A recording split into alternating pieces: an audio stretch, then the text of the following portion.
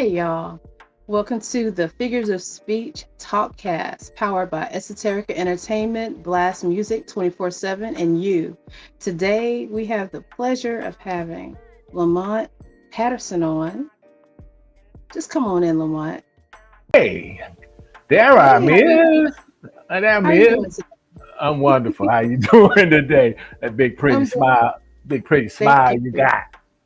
Thank you. I'm doing well. Thank you for asking. So, Well, you have a great, extensive experience to speak on. Let's start with where you're from. Where are you from? I'm from Texas. I'm just a country boy, from Texas, All right. little country town right near the Oklahoma border. Okay. All right. And like, there's so many facets to you. Do you mind if we explore all of those facets? Like, because I want our listeners, our viewers to know all about you. You mind? No, not at all. Because in having that conversation with you, I can remember who I am too. Indeed, indeed. So let's start with where your creativity began. When did you get involved with singing and dancing? Let's start there with that element of you. Actually, the musical component came from church. Like a lot of us in the industry, we all started there in church. Mm-hmm. One of my family members, she was the organist in the church. So I kind of got the bug from that, and then that just followed me all through school. Okay.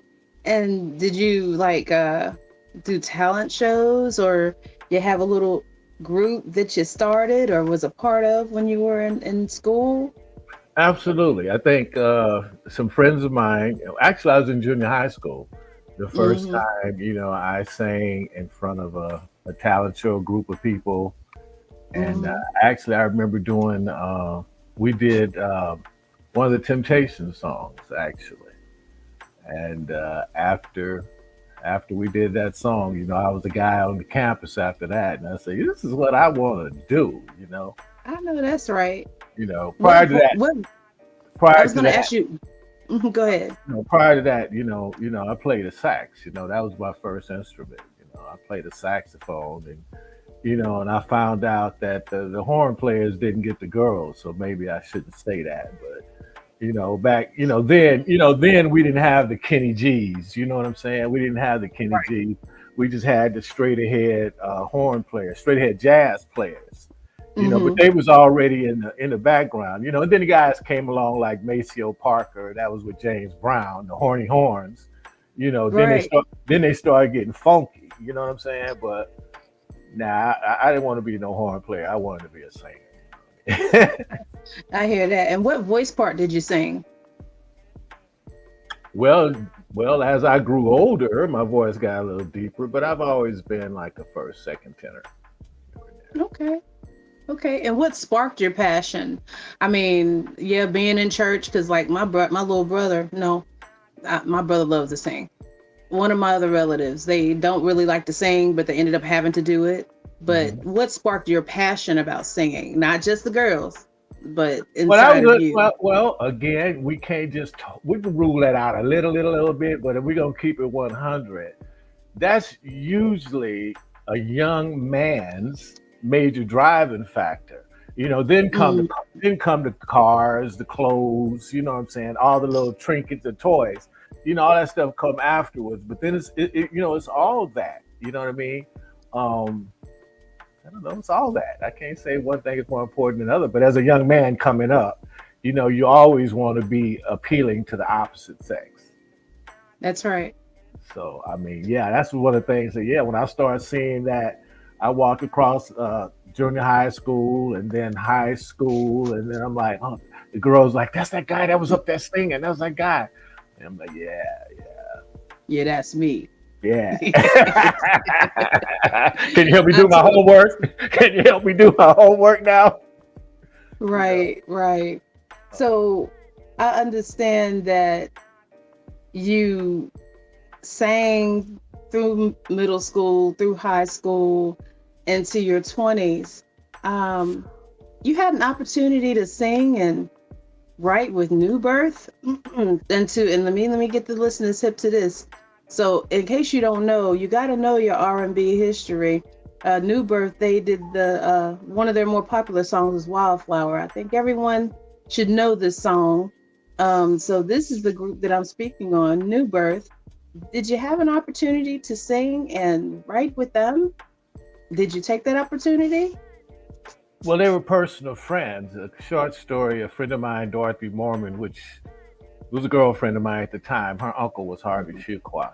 Harvey Fuqua, he managed the New Birth, Dramatics, my other cousin group, the side Effect.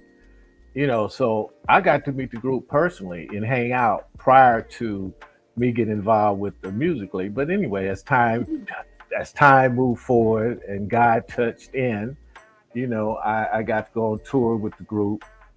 And it was a funny story. We actually did Wildflower on the same tour, on the same show as the OJs.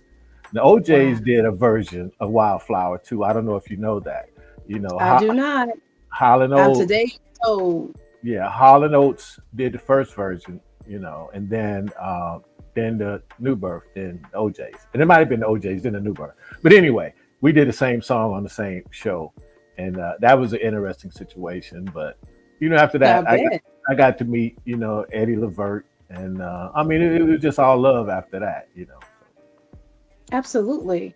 And so you're cultivating all of these relationships. Like what at what point of life were you about 30 yet, or were you still in your 20s and you're I, cultivating these phenomenal relationships and connections? yeah, here again another true story. My cousin Bobby Sanders, he had this group called the Young Hearts. The Hmm. young hearts are they still touring and still singing today.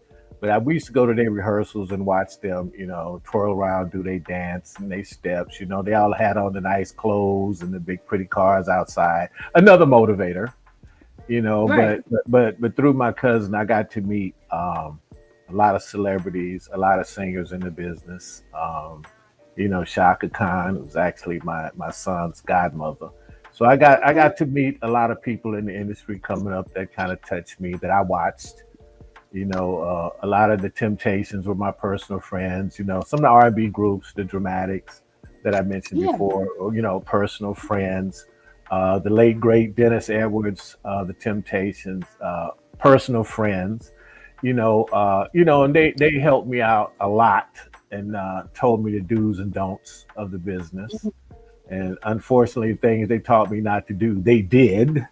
And but they're not here, and I still am, so I paid attention. But yeah, but That's rule number one. Was yeah, it do as I say, not as I do, right? right, right, right. But I was so scared, Sharita. I mean, the first time I was out on the road with the group, I didn't even want to sign autographs. You know, um, Really?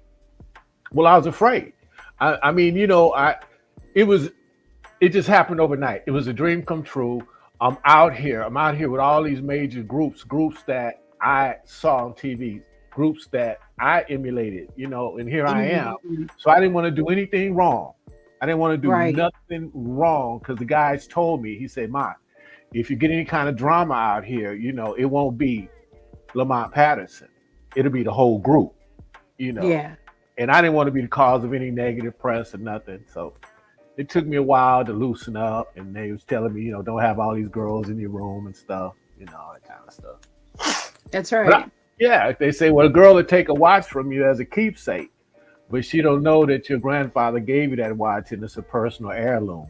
So I had to learn a whole lot, Mhm. and not to leave stuff that I was going to be sorry for 9 months later. Those kind of things. That So, part. so it's been a learning experience, all of it. Right. So with all this experience and all of these opportunities that you had, you formed elements of peace. Uh, that sounds like that sounds like in the spirit of Earth, Wind, and Fire. Like you created this super uh music group, this super opportunity. Tell me about that after you saw the do's and don'ts, got all the schooling from all the major players. Talk to me about Elements Well, of Peace. Elements Peace was actually one of my first groups that I put together myself, and I had the help from some other people that you probably know, Mr. Aaron Neville out of New Orleans, Yeah. the Neville brothers. Uh, Mm-hmm. he was very instrumental in helping me with my first group. Some other groups out of New Orleans, Chocolate Milk, uh, Alan Toussaint, and all those guys are big music legends to come out of Yes, Louisiana. absolutely. So they kind of helped me with my group. Excuse me. At the same time, I was recording some of that stuff over at Ike Turner's studio. You Okay. know, so that's a whole nother story with Mr. Turner. You I bet you know. got mad stories. Yeah, that's a whole nother story with Ike Turner. But I learned a lot from Ike too. He wasn't the bad guy the movies want to portray him to be. Indeed. Yeah, there's two sides of all those stories. Absolutely. So what did you end up doing with Elements of Peace? Well, Mr. Neville, he wrote for you guys, or did he just mentor the group, or how did well, that work? well, he mentored the group, and of course, he had a lot more musical experience than me in terms of musical composition, in Yeah. terms of people. Hmm. I mean, he was one of the first guys that told me it's better to have um, uh, which I say, a great musician that's a team player than an excellent musician that's not. I think that grooves in all aspects and all fields. You gotta But you gotta but we be don't able to. know that. A lot of times we don't know that, Sharita, because Yeah. we strive for perfection. We want to be good at no matter what it is we do. So a lot of times we focus on somebody that play good, sing good, act good, dress good, and we look over the people that's not quite there yet. Until we get our head bumped, and then we said, you Yeah. know what, this is a lot less hassle to deal with these people right here, and they do Yeah. have room to grow, and they do have room to grow and get better. But But sometimes we don't get out of our own way to let that manifest sooner. that's right. That's That's what I've right. that's what I've been learning and still learning, still learning. Well, luckily you were able to take all the tools that were thrown at you at such a quick or rapid rate, and amass intelligence to be able to navigate the the music industry at that point. So you had left Texas by then. Where did you end up? On the east or the west coast, or everywhere? No, we came. My mother brought me to the West Coast. She was the gangster in the family. I got to say, she was the visionary. Um, Got you. Back to my little hometown, where I came from. Actually, we had three choices: you picked cotton, played music, or played sports. And I mean, that was it. It just was not a lot of opportunities for blacks in Texas at that time period. Got you. That's the way it was. So she wanted me to have a better opportunity to get a better education. So she brought me to California, and I've been kind of back and forth. I keep plugged in with my country roots because my sisters are still there. Hmm. Uh, but they laugh at me. They say, "Well, I'm West Coast now, West Coast." But no, I'm still that country at heart. If I like you, I like you. If I don't, I don't. It ain't no it ain't no wishy washy with me. You know what I mean? So, Got you. but We're yeah. gonna ask you a real quick off the base question. What's your favorite food Oh golly, to that's prepare? We'll narrow it down. What's your favorite barbecue, food? barbecue. Because You cook.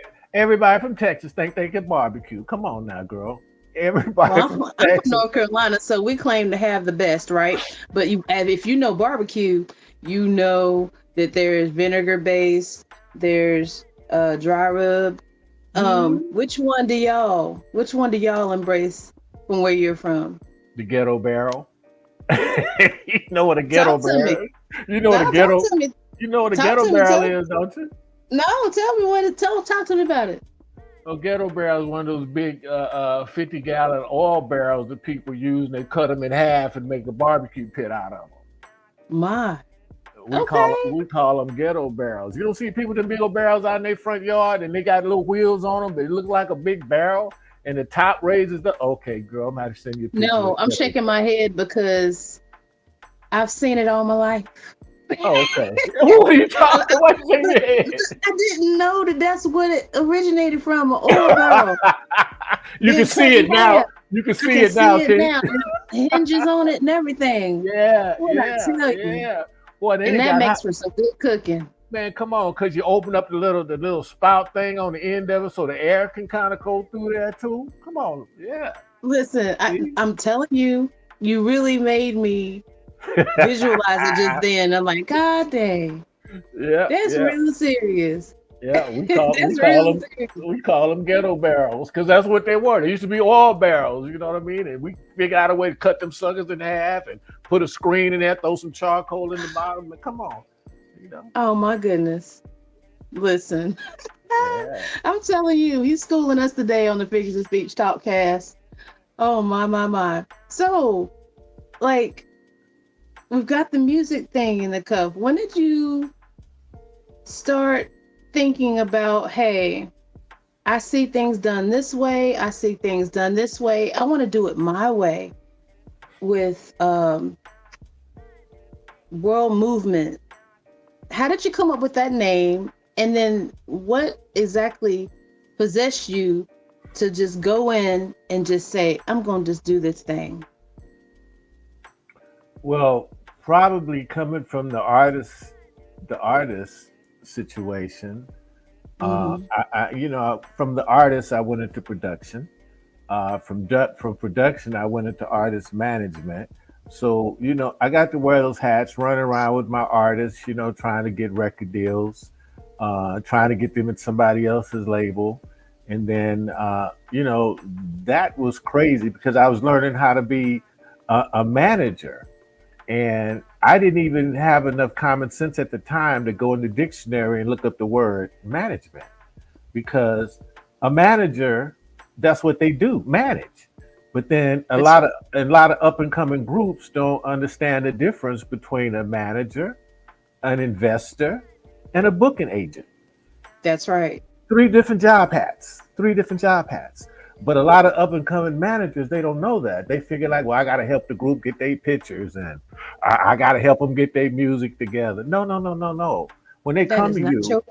no, when they come to you, they're supposed to have all that together. But as a beginner or mommy manager, daddy manager, I done dealt with them all. They don't understand that, So I had to go through that whole little thing before I got to the point where I decided let me get a record label, and let me just put the artist on my label. Let me go Right. out and try to learn the whole distribution situation, learn how that works. So I went through all that drama because back then, everybody wanted to be with Sony, Interscope, Universal. So I went through all that to figure out, well, yeah, that's nice, but that really ain't the way I really need to be because now the machinery is touching all the money before you. You taking all the risks, but they see all the That's right. money first. That's So right. I had to learn. It took me years to navigate, my way through that, and each hat has its own job responsibilities, and it's not something you learn overnight That's at all. right. I can speak on that because Esoterica Entertainment, I created that when I was an artist. Well, I still am. I'm a performing artist. I'm a spoken word poet, and I didn't have an entity to represent me. So, when you're going into spaces where you want to be heard or taken seriously, you want to say you have representation. You know how Right. that works. And so I created Esoterica Entertainment for myself and ended up doing A&R work, artist development, and things of that nature. But it kind of got heavy right there because of what you stated. The artists come to you and all they want to do is be an artist. They don't have no money, they don't have no pictures, they don't have no demo. I literally had to go in and get a publishing situation with BMI in order to be able to own my masters, to be able to record. Otherwise, it was going to belong to someone else. So it's definitely a lot of information that you have to know. And, undertaking your own company or your own endeavor is a very, very big step. And I commend you on that. Um, Sharita, to me, it just goes back to common sense. I find out with mhm, a lot of artists, they so smart that they don't even know what they don't know. that part. And then They're they get so mad when they get taken for all the money, but you're not bringing anything to the table. well, Um, they full of their ego, and I laugh at that stuff because they come to my company and I get emails and submissions all the time, and the first thing they right. want to do is, um, what can your label, what can your label do for me? And I'm like, well, what do you mean? What can I do for you? Horses. How many units have you sold lately? I mean, what do you mean? What can we do for you? I mean, who? Matter of fact, who are you? you know, Exactly. that blows me away. Like, man, listen, you come with that fake ego, that fake pride. Your stuff is not together. You know what I mean? When I started in the game, we had to spend money to go into a studio to really record stuff. You know, That since part. since the digital age has came about, people can record in their bathroom. A digital is digital. There's no such thing as bad digital. So now that's why the market is flooded with Exactly. so much stuff. So now the artist is only making money really on live performances. They're not really making money on downloads. But anyway, And merchandise. and merch. Yeah, they're getting their money off merch. But it's a whole new game because again, I mean, it used to take what a week for us to send a package across the pond to another country, but nowadays you could do it in less than 30 seconds. Yes, So sir. it's just a whole nother thing. You know what I'm saying? So you just got to stay vigilant, stay knowledgeable, and I tell all artists or anybody in this business out here, open up your ears, humble yourself, and learn and absorb because you got to stay relevant. And the only way you're going to stay relevant is to pay attention. If you don't pay attention, ain't nothing going to happen. That's right. Most notably, artists that continue to thrive, who started from the bottom and really continue to press. Let's just use Master P for an example. You familiar with Master P, right? Of course. Yeah. All right. So I like, got the you hookup. know, look, the old Master P. And so like a lot of people don't know, but he sold records out of his car. Just like Ludacris sold records out of their car because they knew that they were going to have some kind of foundation We if all did someone that. was to pick them up. And Yeah, we so all did that. I'm Right. absolutely. And so I'm just saying, most notably, these people built on their legacy, just like you did. And that's where I was coming around to. Um, because not only do you do music, uh, executive produce music, or even you're an actor, you're a philanthropist, you're so many different things, and we're going to get into that in a little bit. um I want to go ahead and touch on, what are you doing currently? Which artists are you bringing to the forefront at this time? I think to be honest with you, let me see. What am I doing musically?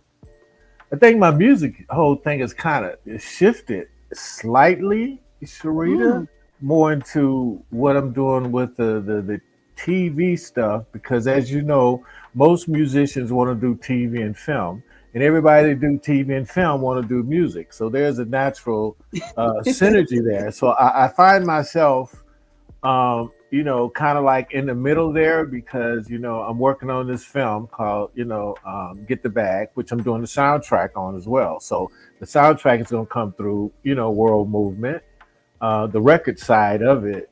So it's not that I'm really not focused on an artist right now. I'm more focused on the whole TV thing, which I could incorporate all the music stuff together, if that makes Right. sense. Uh, uh, Absolutely.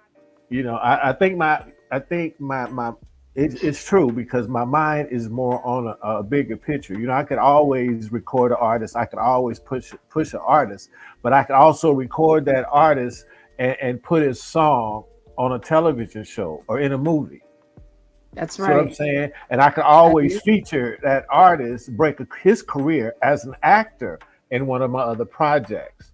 So I'm thinking a little bit larger scale, but not to take anything away because I'm always 100% on all my children. I call them my children. World Movement Yeah. Publishing, World Movement Records, World Movement Enterprise, World Movement Media. They're all my kids. So I love them all the same because they all have a different function, but they all come back to feed the parent, if that makes sense. Absolutely. I love that analogy. Real quick, I want to ask you, I do didn't you do it. I find it don't care what nobody say. I didn't do it. easy? I'm Do you innocent. find it do you find it easier to navigate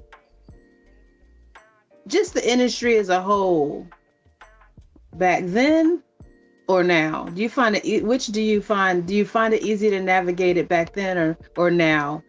The pitfalls, the ups and downs, I guess the fast way that things occur versus how it used to take so much time and effort to go put something on a reel to reel and then create a cassette, a CD, an album versus digitized movement. I like the old way better because we had true musicians. Mm, So, prime example, there was a time where um, the government, or should I say the city leaders, I mean the schools, the elementary schools, the junior high schools, the high schools, they had funding. I mean, kids had instruments to take home. Your mama would have to sign a release, but you got to take an axe home to practice on. I Okay, remember I had an old so cello. exactly. So think about this, Rita. As time changed, because of the economy and the budget restraints, a lot Yeah. of lower income kids wasn't able to get musical training or get equipment if their parents couldn't afford their own thing. So I feel like we lost a lot of musicians there. But here come Mhm. the computer era. So I didn't have computers in school. I had a chalkboard. So here Yeah, come the me computer too. era. Here come the computer era. So now we got people that know how to sample music, but a lot of them don't know how to play music. You give them a chart and give them an instrument. They like, what do you want me to do with this? They Or can't read music. right, they can't. That's what I'm saying. They can't do none of that. And nor they. I've had guys that sit up and say, "Hey man, well, if you play it for me, then I could play it." And I'm well, hell, if I play it for you, shit, I don't need I you to may play as it. I well play play it for it. myself. You That's know, right. That's right. I'll play it myself. I don't need to play it for you so you can play it. I just play it shit myself and be done with it. Right. So I feel like we lost a lot of musicians that way. So the fact that our whole recording process that we use was better because we went through 2 track, 4 track, 8 track, 16, 24, 32, and we had to learn how to record properly.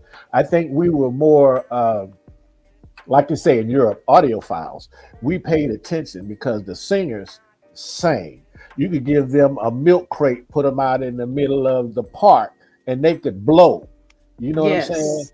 So they wasn't able to go in the studio and back it up, rewind, yeah, and all this other shit. We had artists. Clip it and Today, cut it and all it right? is. It was like Today, truly an yeah, experience. today we have more produced artists than true artists. I like that term. We You have know, more produced artists than right? true artists. Exactly. Take a piece of clay, Gosh. take a piece of clay, mold it and shape it. Boom, you got an artist. But how many people just come straight out Ta-da. natural talent and just can come with it? And you could tell because we got a few artists out there that just got naturally can sing. And you That's got right. and then you got the other ones that's produced, that's making millions of dollars. because they can go to $1 million studios and make you sound like God. Right? Or you can go in the bathroom with your Pro Tools. Never mind. Yeah, but the stuff is just been changed over the years, and I've always been a toy person, Sherrita, which I like gadgets, so that kind of helped me stay relevant in terms of the changes with the industry, with technology. Yeah. So real quick, we're gonna go over to our Blast Artist of the Week, Troy. Where you at? Here I am. Hey guys. Troy got on something. He got on some of them crazy looking headphones too. Hey, we all got to do what we got to do. You're gonna love this, Lamont. You're gonna love this. So we are going to play one of our blast artists who's been there from the jump. He's representing Durham, North Carolina. This is my man Elijah Rosario, and this is called Plot on My Soul. We're going to do this a unique way so that we all can enjoy it. So here we go.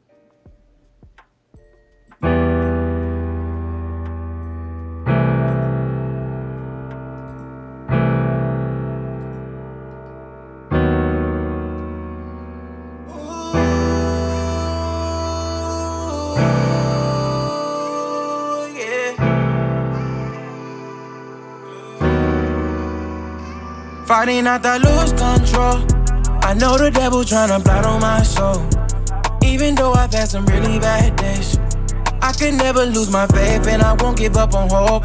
Fighting out to lose control. I know the devil tryna blot on my soul.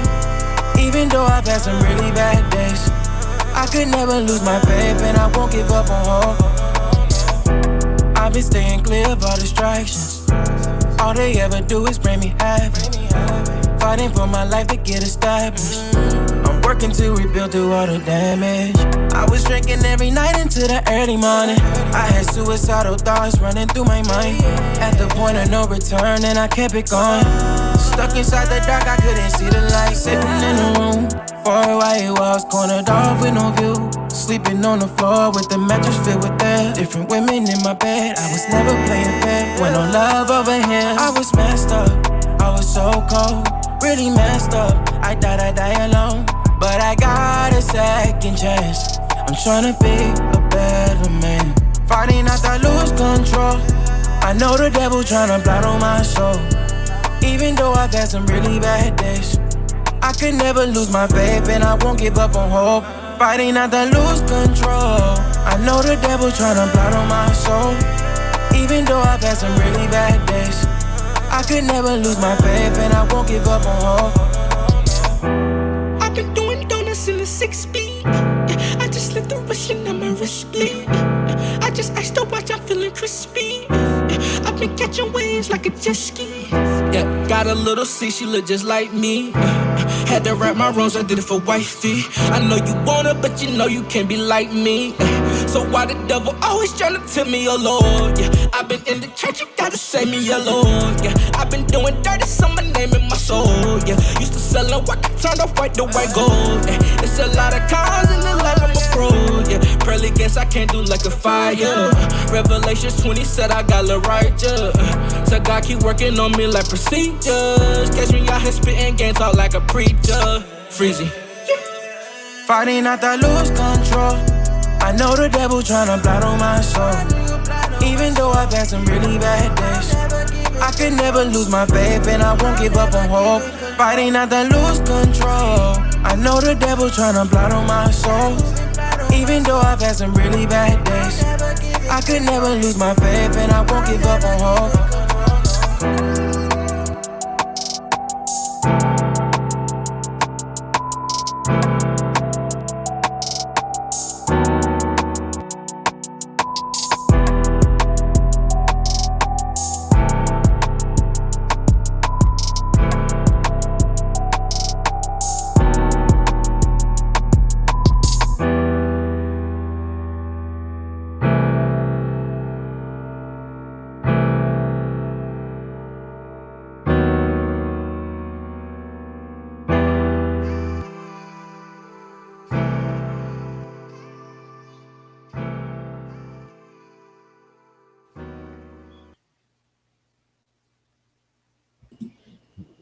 Yes, Nice. indeed.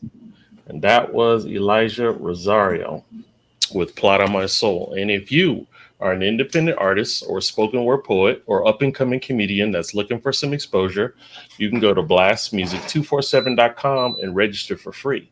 But Blast is also looking for the fans. So if you're a fan of great music, you can also go to blastmusic247.com, register as an unlimited fan, and have access to hundreds and hundreds of independent music. Blast. We're constantly changing the industry, one artist at a time. All right, back to you guys. Thanks, Troy. And so you see, like, all the automation, all of the cogs and wheels that it takes to make a beat these days. Like, everything that you're stating previously, it took, not taking away from anyone's talent, but it took a lot of effort to get a musician in there for every aspect of a track and make it happen. The progression. Yeah, it's Yeah, progression. 'Cause I see, it was times where you would spend the whole day just laying the rhythm track, and then you'd come back the next day or two and do the backgrounds, and then you do the lead vocals. But it's a process like anything else. But like I always tell anybody, man, learn your craft.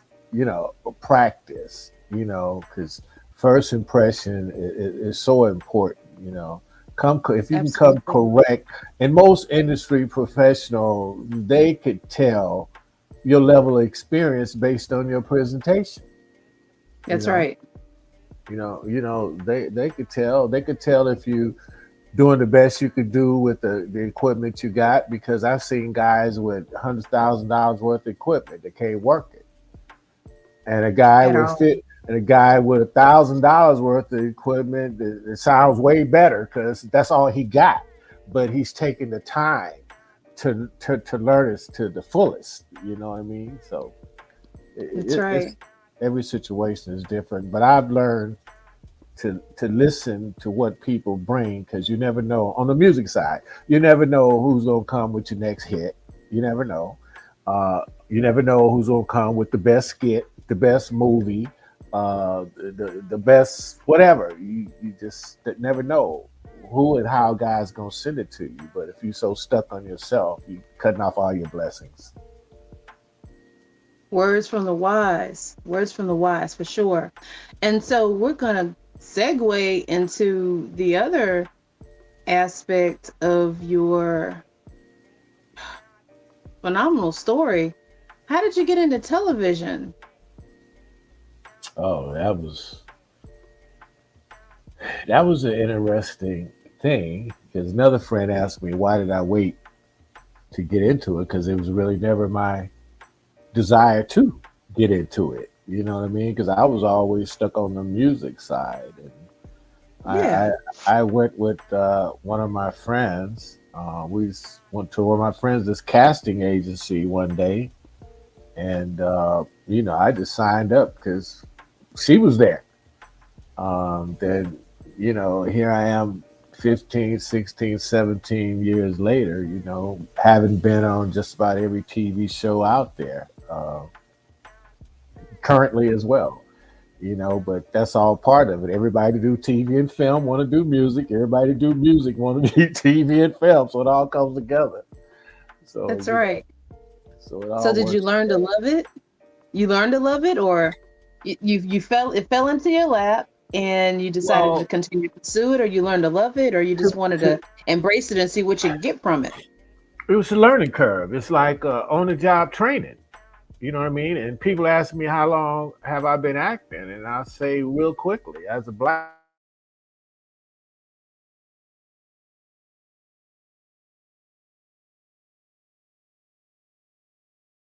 all my life. So, That's uh, right. so you know, it's just been on the job training, because I knew what my end game was. My end game has always been to have a full service entertainment company. So that's just another facet of what I had to learn by being Mm-hmm. on set, outside and learning whatever my role was.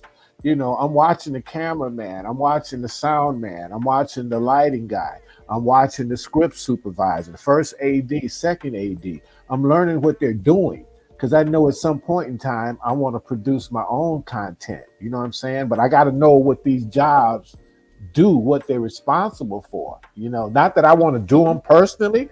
I have to Mm-hmm. understand them.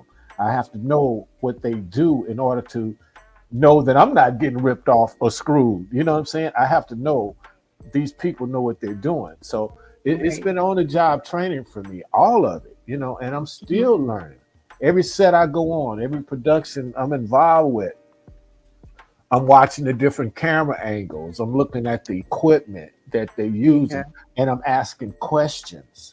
And they give it to you. Like I said, and I tell everybody who's listening to the show, get that fake ego out of the way. Get out of your own way. Humble yourself if you want to progress in anything that you do. And because when I go on these sets, man, I'm asking these people, not, well, look, man, I got 6 TV channels and da. Who gives a shit? You know what I'm saying? I'm humbling myself because I want to learn how to be the best I could be on these multi-million-dollar movies. That's right. So I'm asking, I'm listening, and they tell you because they don't mind giving you the game.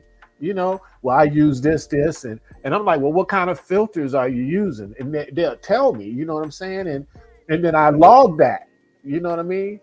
Yeah.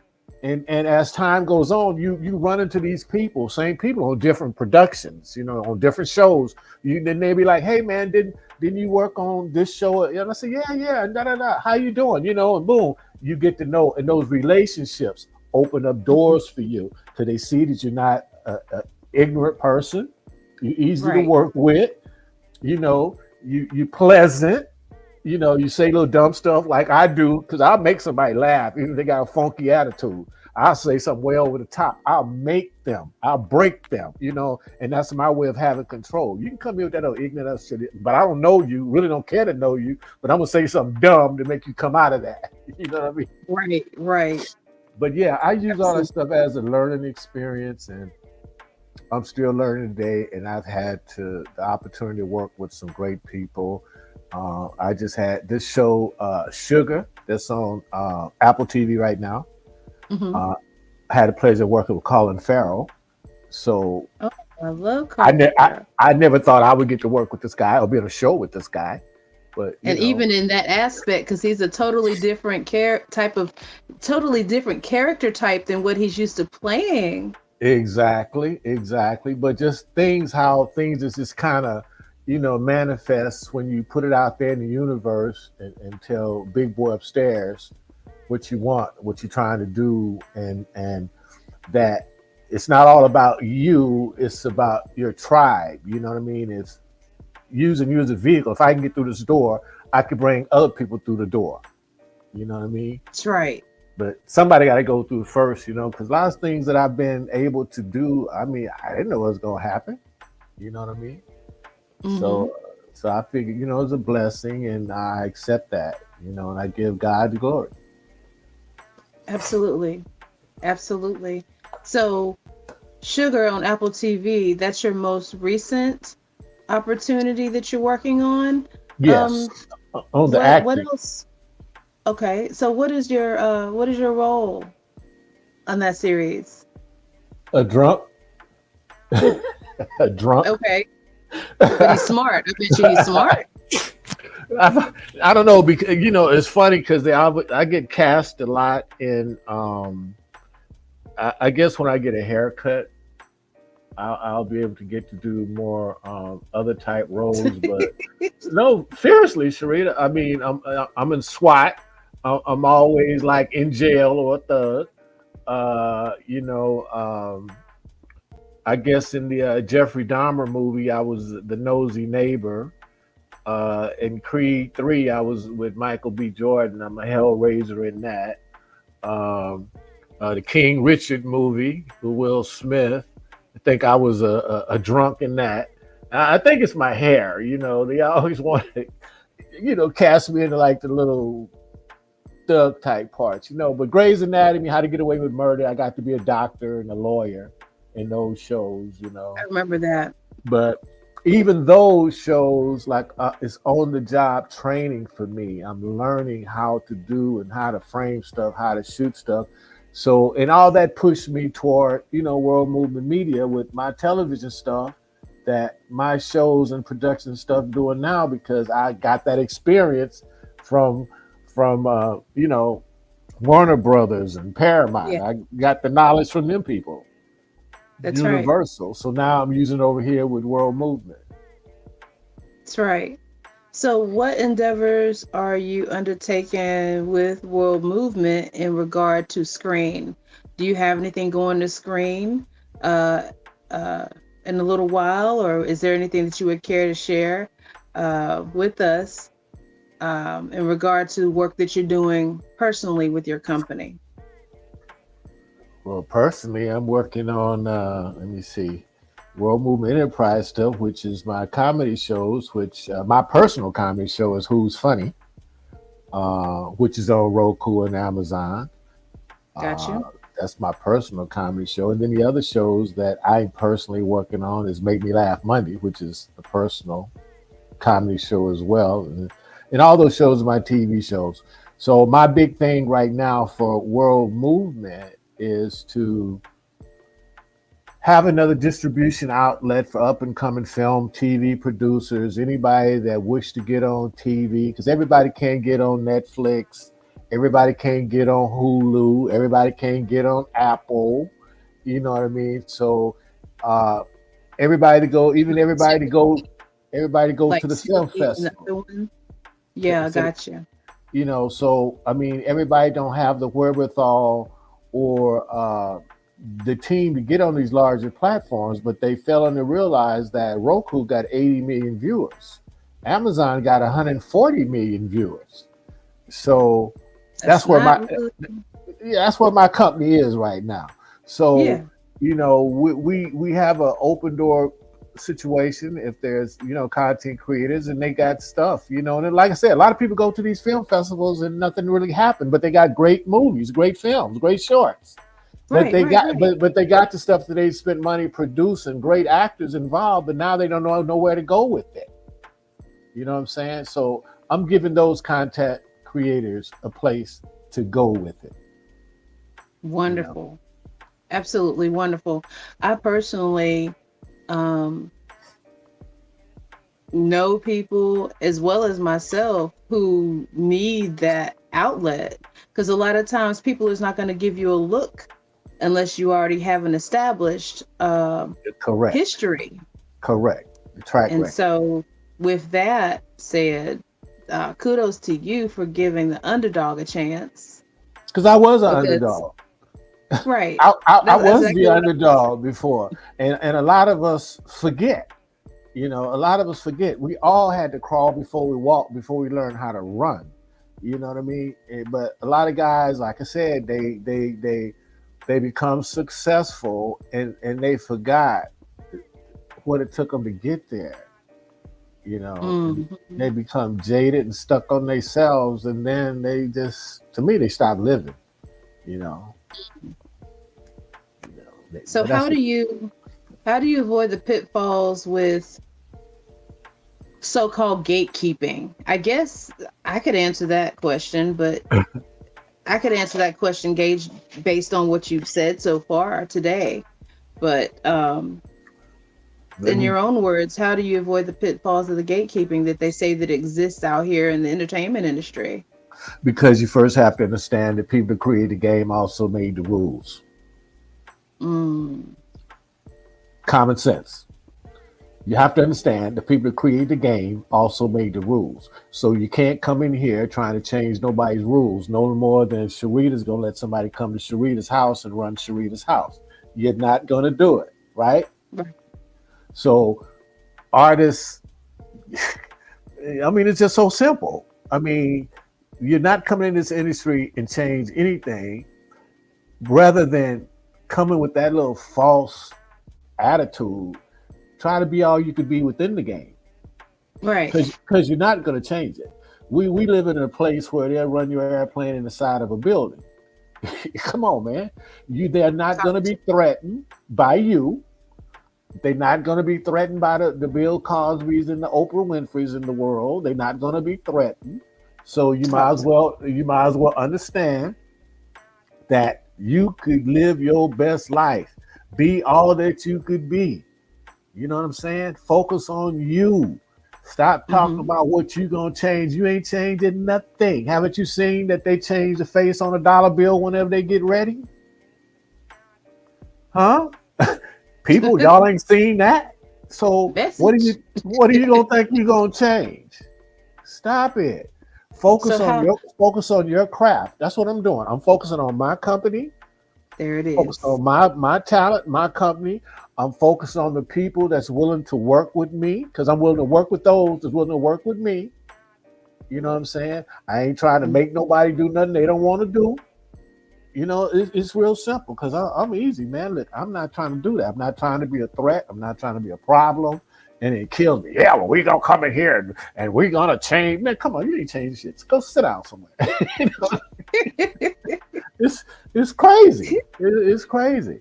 So yeah, I want me a $300 million yacht too, or a couple 747s parked in my garage too. You ain't gonna get that by being no threat trying to change this other man's game. He ain't gonna allow it, because I'm not gonna allow it. You ain't gonna allow it. You're not gonna let nobody come in and change what you built. Stop it. Everybody, just stop it. I figured if they let me run for president, maybe I'll make it 90 days for somebody assassinate me. Like they shot me, man, and they wouldn't miss. Yeah, man, because these people are stupid. People ain't never bought no gas, ain't never drove to no gas station, gonna sit up and try to tell me how to live. Man, get out of my face with that shit. That's what I've been talking about, the politicians now. They're not politicians, they're politicians. All that stuff is crazy. When I tell you it's wild in the streets right now, but it's gonna get wilder. It's gonna get wilder. You know why? Because desperate people do desperate things. Oh my God. I told someone the other day, I said, and I don't mind sharing, you know, I'm unaffiliated as a voter. I have been for a while. And I take what I can get from the opportunities that are offered to me, and you know, I vote for who I can vote for when I can vote for it. I say that I'm trying to build my life to the tune of, it don't matter who's in the White House. You got to make sure that you are doing everything that you can do to make your life sufficient for the life that you want to live. Hello. And you know, the main component of that is what you just said. Stop trying to change things that you can't change. Stay within the realm of things that you can change. And I mean, for many years, I was the kind of person that really felt like I could get out there and make some changes. And I got my feelings hurt often. It wasn't until when I turned 45, I had a 5-year plan when I was 40. And, you know, it really fell by the wayside. But when I turned 45, I said, this is what I want to do. This is how I want to go about it. And really try to stay the course on that, you know. So now nearing 50, I'm like, I really got to stay the course. Because to be an individual, to know exactly who you are and where you're going is the key to anything these days. True talk. And you are a great example of that. and it's really not being about a master of all trades now, because I used to do that too. Nowadays, you better try to master something, because a jack of all trades is not eating no more. Yeah, a jack of all trades ain't what's up. You better try to master something, boy, because ain't nobody got no money, so they ain't gonna pay for no whole bunch of foolishness. So whatever your craft is, whatever it is, you need to come with it and be the best that you could be. Other than that, you ain't gonna eat, buddy. You know what I mean? You'll eat some sardines and shit. You ain't gonna eat. So you better be rehearsing, practicing, running your lines, whatever preparation you need to do to be the best that you could do. That's what people need to do these days, because desperate people are doing desperate stuff. And the ones that want to survive, you need to get it together. That's all. That's right. I've been doing a lot of researching and listening about branding. And there's a man named Chris Doe. He's a graphic designer and now he's like a thought leader. And he goes and shows people how to go about branding. And one of the biggest takeaways from the things that I have observed with watching him and researching him is authenticity. You can't be a clone. You know, being yourself and being authentic in your movement is definitely what's going to get you what you need to get, because God created us all individual, right? And you got your own lane. Why be in somebody else's lane when you got your own lane? Your own lane was created when you were born. So with that said, stay authentic, be real. Ain't that right, Lamont? As much as you can be. And you know, and then just to follow up on that note, because God said, man, I got my own style, my own thing. And I'm like, well, dude, did you ever listen to your grandparents' music? Yeah. Did you ever listen to the music that your mom and dad played? Yeah. Did you ever jam to the music that your neighbors played? Yeah. So, in other words, what I'm trying to say is, we all are a product of our environment. Yes. All those things in the past caused you to be who you are today. Even your music style or your music taste, everything that you've heard, a combination of all those things you've heard all those years, that now today you saying you got your own style, is a combination of all the things you've heard over the years. Right? Because that's who we are. I mean, come on. That's who we are. We all are a product of our environment. You know. So how do we make it authentic? How do we that's one of those infinity type questions, because if you look at history, it's not many things that's happened in the past that's not coming back today, and styles and everything. Older styles are coming back. So I'm trying to say that's one of those questions that I really don't have a real good answer for you, because like I'm a product of my environment too. Everything that I've heard from my whole background influence my musical choices, what I like, the sounds I like hearing, all that. So how could you just really say this is mine, only mine, unless you was born today and you're a multi-instrumentalist? That part. I don't get it. So we all are a product of our environment. Even I heard Prince say he got a little bit from his mama, a little bit from his daddy, and everything else all around him, that formed him to be who he is. So just to say everything is his own thing, he can't say that, because it's a combination of everything that he's absorbed his life, like all of us. That's right. So how are we gonna say this is just all my thing, and I don't sound like nobody else? Yeah, if I try real hard, I can find somebody else that you sound like, buddy. You know what I mean? I know that's right. Man, it's been a pleasure having you on the Figures of Speech Talkcast today. Where can we find you, follow you, get information to you? How can we find you? Link up with Lamont Patterson. Well, worldmovement.com. You can hit me at worldmovement.com, info@worldmovement.com. You can see us at worldmovementmedia.com, worldmovemententerprise.com, or you can check out World Movement Enterprise on Roku and Amazon. You can see all our TV shows, our horror movies, action movies, dramas, podcasts, creations, our music video television channel on Roku and Amazon. Get with us. I mean, we can hook you up. We could take your life to the next level. That's right. On top of that, you could even Google me. You could even see who I'm is. So do me a favor. Could you drop the name of the comedy show? Because I need endorphins all the time. I'm the kind of person I need the funny all the time. My husband be like, "Yo, all you want to do is watch comedy shows. That's what I like." Okay, What's well the look, name? What's the we name of got it? we got Who's Funny. That's Mm-hmm. on Amazon and Roku. We have Make Me Laugh Mondays.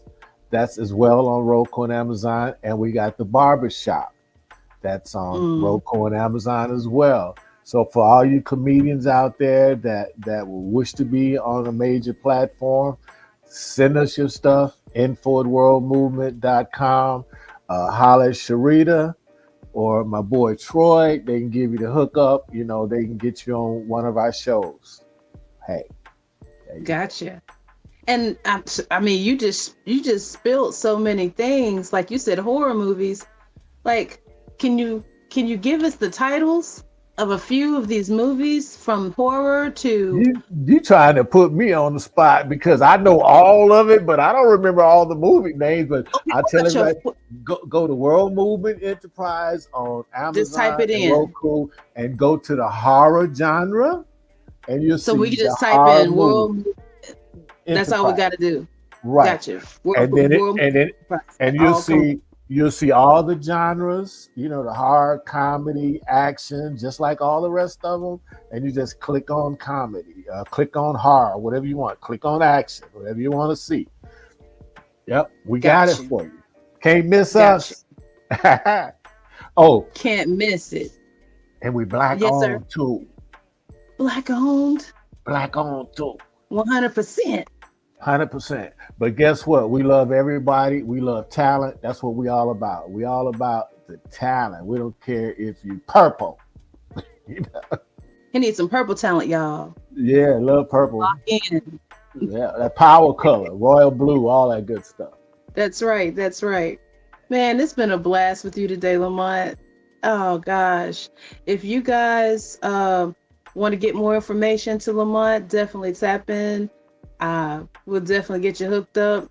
My name is Sherrita C W Delacruz. This has been Lamont Patterson, and this is the Hey, Figures of Speech Talkcast. peace.